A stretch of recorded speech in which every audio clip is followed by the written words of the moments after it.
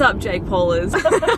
I'm here with Ducky. We're just about to pick up Bonny, and today we're going for a hike. We're going for like a little rainforest exploration and a waterfall swim, and I just thought I'd vlog today. I'm also going somewhere very exciting tonight that involves Harry Styles and One Direction and myself. So I don't wanna keep secrets just to keep you, and I look so pretty like a devil. Hi, Ari. If they're too nice. Yeah. Oh, that's some toxic energy. It is, but I kind of get it. Yeah, I kind of get it. I'm like, I like a nice guy. Like, he's a lovely guy, but he also has a backbone.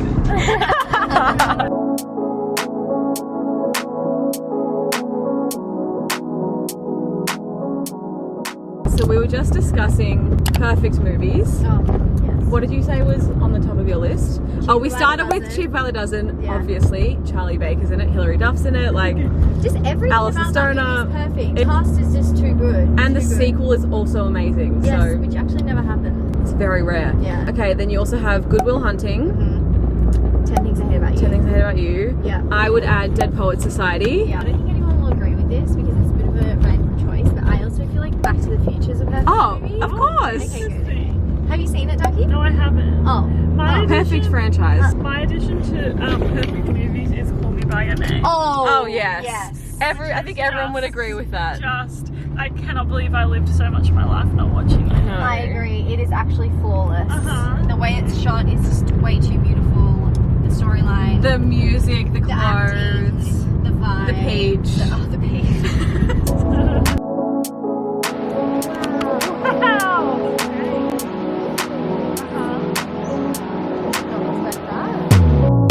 What if I wake up happy? And what if I wake up sad? Sorry if I said something that made you mad. Like, Wishing that I could call you. Sorry my service bad, my bad. yeah. When I wake up you're not next to me. Guess I'm missing all your energy. That's all I want. That's all I want. What is it in The Prisoner of Azkaban? The Shrieking Shack? I haven't done Harry Potter. Ducky. I know, it's not acceptable.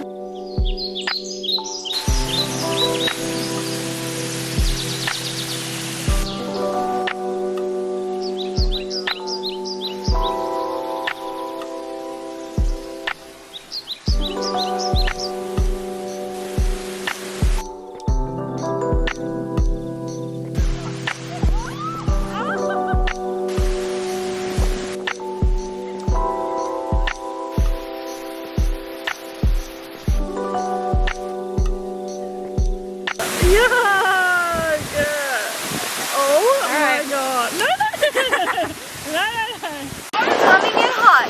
The waterfall. Where are we? Where are we? Twin Falls. There's a good chance you can't hear me, but we're at the waterfall. We just had an amazing swim. It's so beautiful. Oh my god! They're getting some cute pictures. This is just the most like invigorating, magical place I've ever been. I just feel very alive.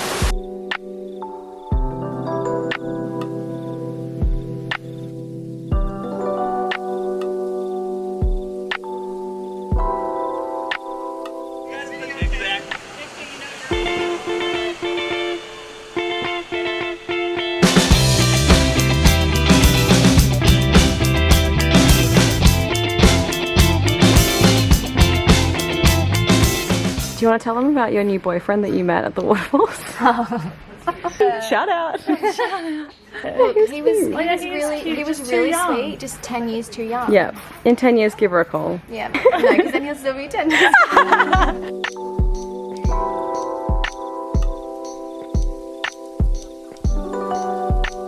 I have to try it. Because I am the queen of ice chocolate.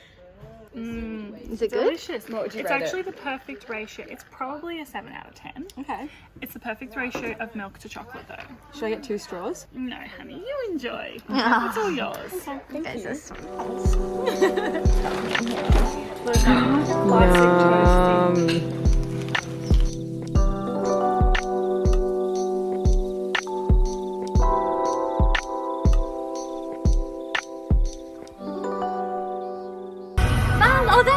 Yeah, that's the part.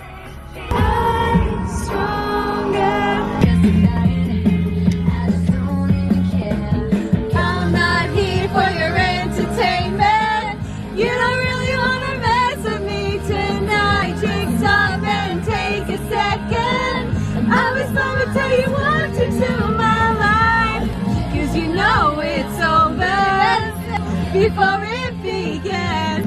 Keep your just keep it a moment. It's just you in your head tonight. Oh my god, it's the same thing. It's the same song. Bye! What's up, guys?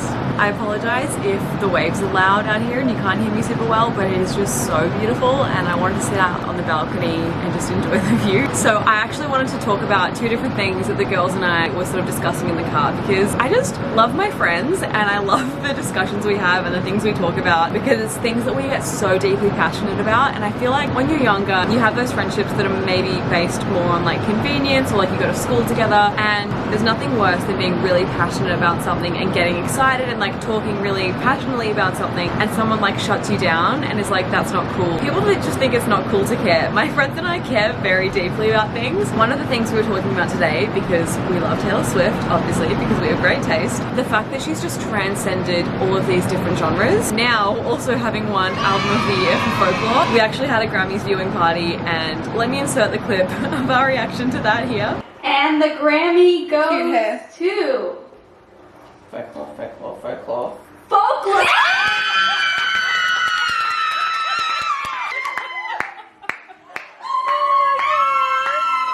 I was just saying to the girls how incredible it was, not only the longevity of her career, but also the fact that she's transcended so many different genres. Like, she's now won Album of the Year 3 times, which only 3 other people have done. And she's the only person in history to do it across 3 different genres, which is just amazing. I think there are just so few artists and bands that you could compare her to in that sense. I think the Beatles, honestly, are one of the only comparable music groups, because they obviously explored and experimented with a lot of different sounds like she has. So she started off in country, she did folk, she did EDM, she did, I'm not gonna say rock, but like she dabbled.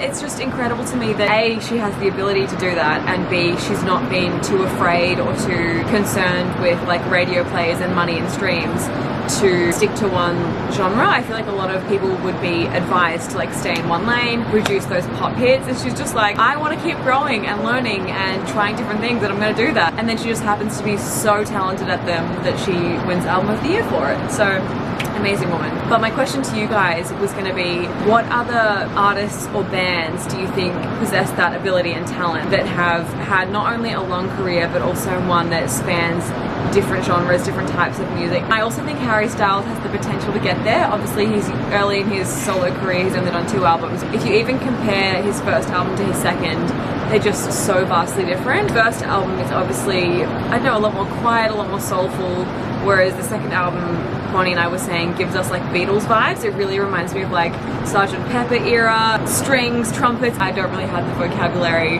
to explain that area of music, but I just think his career is one that I could see really gravitating towards different genres. I could see him challenging himself and trying different things. So my question to you is, who else does that? Who else do you think has that range and has explored? There's a dog on the beach, it's really cute. Sorry.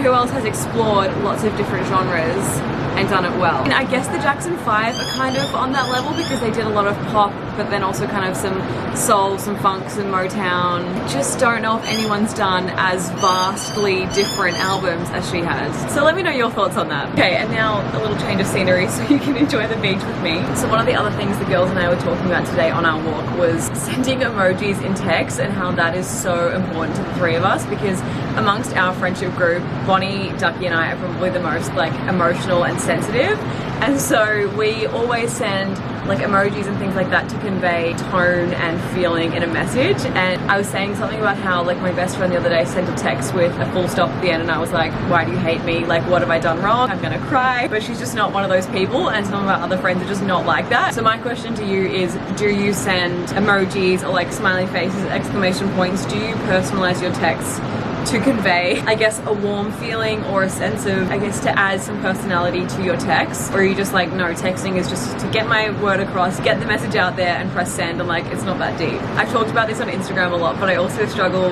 with that when it comes to like emails, especially professional work emails. I just want to send like smiley faces and exclamation points and be like, hi, like, how are you?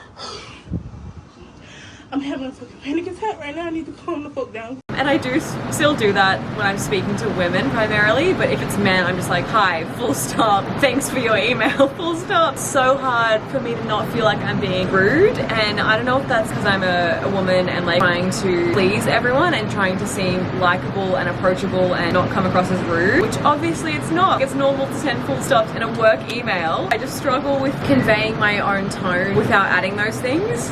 So let me know if that's something you struggle with, because I'm really working on it. I don't know if you can tell, but the beach is looking quite pristine and quite magnificent today. So I think I'm gonna need to go for a swim, but I'll take you with me.